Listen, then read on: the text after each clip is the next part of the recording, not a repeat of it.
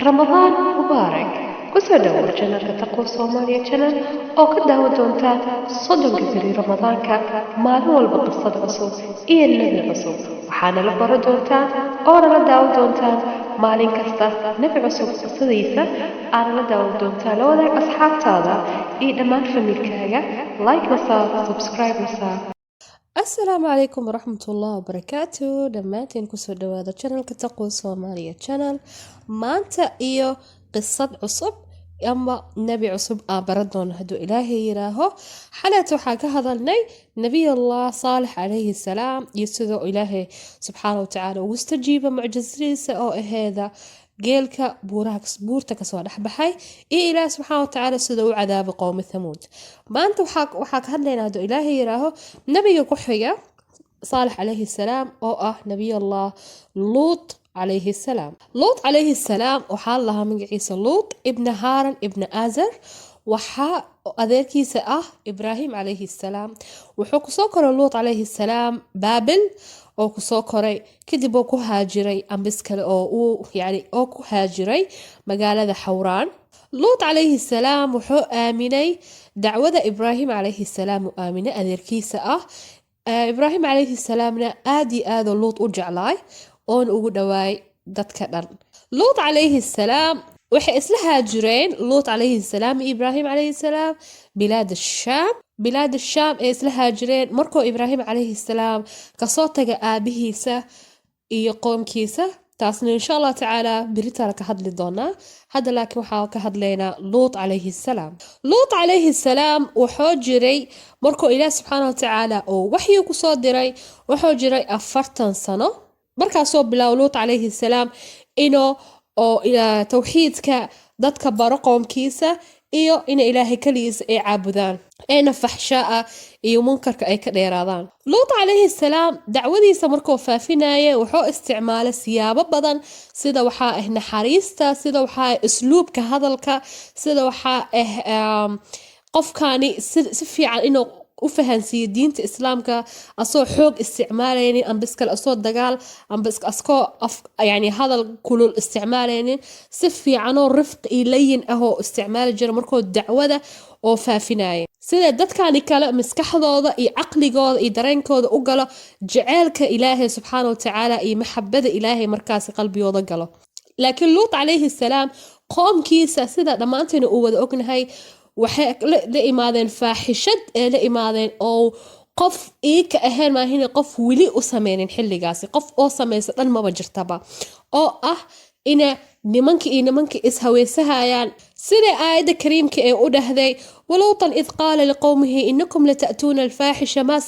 ما سبقكم بها من أحد من العالمين أئنكم لتأتون الرجال وتقطعون السبيل وتأتون في نديكم المنكر فما كان جواب قومه إلا أن قالوا أأتنا بعذاب الله إن كنت من الصادقين صفة قوم لوط وحي أهايان صفة حن أهايان وايان نمنكي إسهويسانايان مركاسي وحي بلاوين إنا دارك حريرتا نمنك قشتان وحي بلاوين فورينتا إنا لفوريو دار حرير لقشتو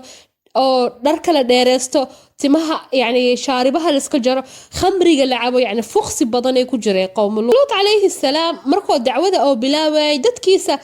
قف يعني dadkiisa yani ihtimaam badan ma siinin dacwadiisa waayo kufrigooda iyo waxay sameeyayaana u cadaay markaasi mar walba waxay dhihi jireen yani kibir ku hadli jireen iyo sida qoomamkii horeyta camal kibir ku hadli jireen inkiraad la imaan jireen qofkan waala yani muxuu isku sheegaa camal saas camal ay mar walba dhihi jireen markaasi waxay dhihi jireen ninkani ambiskalen luut calayhi salaam markaasi waxay dhihi jireen inuu yahay qof daahir iska dhigaya camal markaasay waxay dhaheen hadda adiga runtaada ee tahay cadaabkaa sheegaysa nugu soo dadeji sidoo ilaahay subxaana watacaala uu dhahay a'tinaa bicadaab allah in kunta min asaadiqiin laakiin ilaahay subxaana watacaala intuu cadaabka kusoo dejin qowma luut waa ikhtibaaray famarkaasoo ilaahay subxaana watacaala oo usoo dira malaa'ig oo laakiin shakil bashar camal shakilka ibni aadanka camal laakiin oo malaa'ig loo soo diray markii ay soo mareen ibraahim calayhi salaam iyo naagtiisa saara markay soo mareen waxay u imaadeen luut calayhi salaam ay u imaadeen markaasoo luut cabsanaya inuu qoomkiisa ay arkaan biskal qoomkiisa ملائكة بشكل بشر إيك لكن بشر إن ابن آدم يهي مركز أمليها هايين لكن هو ملائك إسكسوء دكتدت مركز قوم لوط عليه السلام عبسنا إني أركان قوم مركز وحودرين مركز إنه أود دن لهين يعني قوم كيس أود كل هين ووحك ديدك وحوض يعني ما أنت ووان لكن هذا الدم كمقلينين مركز قلبي جبي لكن مركاسو مر walba ka xishoonaya markay soo galeen qoomkooda ee dhaheen يعني qofkan dadkan ku jooga u baahana markay dhaheen oo wuxuu dhahay nabi allah lut alayhi salam gabdhahayda nigu dara markaasoo qoom lut alayhi salam wuxuu dhahay gabdhahayda nigu dara laakiin kana waxay dhaheen inay anaka gabdhahaaga rabin waa ogtahay waxa rabna waa ogtahay sida aayada kariimka ee u dhahday wajaa'uhu qawmuhu yahr'una ilayhi wa min qabl kanu ya'maluna as-sayyi'at qala ya qawm haula banati hun athhar lakum fattaqullaha wa la takhzunu fi dhayfi alaysa منكم رجل رشيد قالوا لقد علمت ما لنا في بناتك من حق وإنك لتعلم ما نريد مركز لوط عليه السلام أو نيت جبي أو يعني آدي وحو ماضي فعل كان سدو إله سبحانه وتعالى كتابك سوكونها قال لو أني لي بكم قوة أو آوي إلى ركن شديد مركز ملائكتي لوط عليه السلام قلبي يود جسي وحي هذا إله سبحانه وتعالى أنا كان صادري سيدا أدق كوبت باذنو dadkaaga u badbaadinay dhaheen لأنهم إيك waxaa ku soo dagaaya cadaaba ku soo dagaaya sidoo Ilaahay subhanahu wa ta'ala oo kitaabkiisa ku dhahay قالوا يا لوط إن رسل ربك لن يصلوا إليك فأسر بأهلك بقطع من الليل ولا يلتفت منكم أحد إلا امرأتك إنه مصيبها ما أصابهم إن موعدهم الصبح أليس الصبح بقريب قوم لوط وحب بريان نبي الله لوط عليه السلام sida ugu istaaga dacwada iyo hidaayada iyo wuxuu wada inuu sida ugu istaago leena dadkan dad haleysan waa maba dhageysanayninba markaasi dacwadan socota iyo hidaayadan socota dhan maba dhageysanayninba sida Ilaahay subhanahu wa ta'ala oo dhaha ala lisaankooda ukhrijuuhum min qaryatikum innahum unaasan yatatahharun fa muku istaagin bis inay macsiidooda wataan waxay ku sii dareen wili inay Luut alayhi salaam qaryada ay ka burshaan ambiskal ay ka saaraan فناكتيس محا سببت ناكتيس لو عذاب محيته لوط عليه السلام ناكتيس الدعوة هرتو كوي كو كفرسي او ما آمن لوط عليه السلام اي الدعوة ما آمنين ولي وحيسي اهد قامك او يعني nimanka isku imahay mar walba akhbaarka u geey jirtay markaas sirta oo Luut alayhi salaam banaanka u bixi jirtay markaas faaxishada iika sameeyayaan ku raacsaneed yani mar walba waxooda u raacsan waxooda la saxi jirtay markaas mar walba xataa hadalaha oo nabi allah Luut alayhi salaam oo u sheegay waxa u geey jirtay qoomka saas cadaabkan iidan u gaaray ducada ku duceeyay nabi allah Luut alayhi salaam maxay ahayd markuu arkay Luut alayhi salaam inay kibir iyo cinaad iyo madax adkeen iyo kufri iyo fuqsi iyo meesha ka jirto iyo malaa'ikti xataa oo loo gafay qoomki xataa ay u gafeen meesha ka jirto oo Ilaahay subhanahu wa ta'ala oo ku duceystay wuxuu dhahay Ilaahay sidoo kitaabka Ilaahay oo ku dhahay rabbi naljini wa ahli mimma yaf'alun cadaabka qowm Luut maxay ahaayeen ملائكة إله سبحانه وتعالى أو صادري أو حاوله لوط عليه السلام إنه أصجي أهل كيس أنت آمنت إسراء عن هابينك كبحان كوف فكرين أم بسكلا دب دن أصون قانين دن مجال داسي أنت لكن ناكتيسة أو نافو يعني ناكت أو وضن أو لكن الجبنهيسة أنت آمنت أو وضع وقت هابين بحان لأن سيدا هورني وشيغا ناكتيسا وي كفرسي قالين اهد من آمن سنين دعوة فإذا نروحي اهد قف يعني رفيان عمل اهو يعني سرتنين كذا بناك وبحنا سي اهد فملائكتي او حاول هذا لوط عليه السلام وحاول هذا انه إله سبحانه وتعالى قرية دانو كسو دجينا عذاب او هوريت لن ادعين سيدو إله سبحانه وتعالى كتاب كيسو كودهاي فلما جاء أمرنا جعلنا عليها سافلها وأمطرنا عليها حجارة من سجيل منضود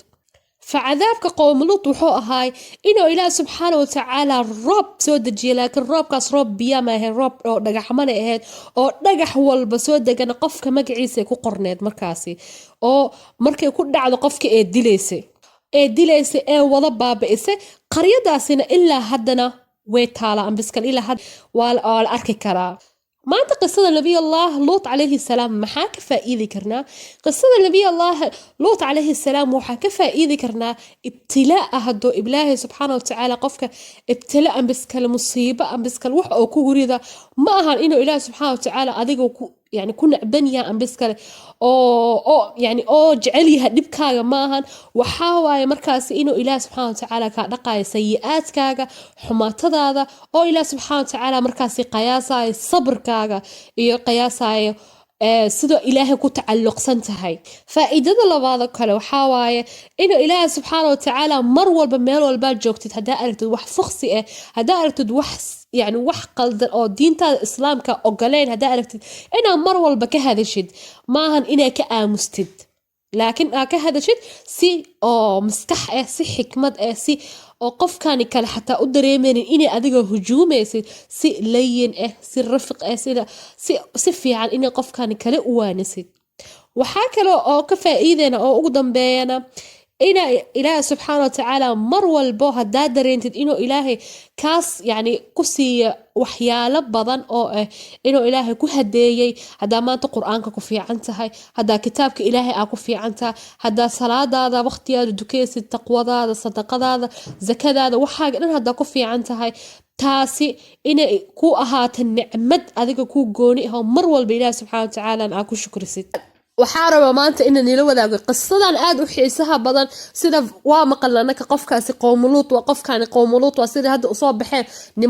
niman naagaha iska dhiga way ciyaari billah ilaahay subxaana wa tacaala hanaga badbaadiyo waxaasi shartood iyo shuruurtoodna ilaahay hanaga wareejiyo familkeenna allah kama dhigo fa waxaa rabaa maanta inay qisadan aad u xiisaha badan inaan ila wadaago qisadan iyo qisada xigta insha allah tacaala iyo nabiga xiga oona haddana waa nii sarbeeba nabigoo yahay insha allah tacaala oo beri ka hadli doono واني سلامي دمانتينا أفر وناكسن والسلام عليكم ورحمة الله وبركاته.